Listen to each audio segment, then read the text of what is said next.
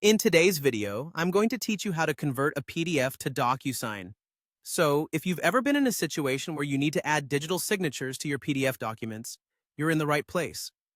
This process is straightforward, and I'm here to guide you through it step by step, ensuring you have all the information you need to complete the task efficiently and effortlessly. We'll start at your homepage, where you should see an option labeled Agreements. Go ahead and click on that. Once there, you'll want to select Start Now. This step will initiate the process and prepare your space for uploading the PDF documents you want to convert for electronic signatures. Be sure that you're ready with the documents on your local drive because next, we'll be handling the upload part. Once you've reached the upload phase, select the documents you want to convert from your computer.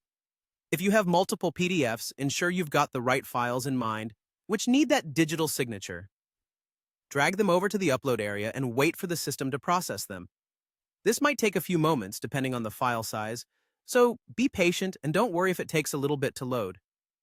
With your documents uploaded, the next step involves entering some information about the recipients. You'll need to input their name and email address. This is crucial because the DocuSign platform will use these details to direct the signing process towards the correct individuals. After you've entered the necessary information, go ahead and click Next. Now comes one of the most important parts, adding the signature fields. You'll find this under a section called Standard Fields. Here, you can drag the SIG field and place it exactly where you want the recipient to put their signature on the document. Make sure to align it properly, usually where the signature line is indicated, so it's clear and easy for the intended signer. Positioning it correctly not only looks professional, but ensures that the signing process will be seamless for the recipient.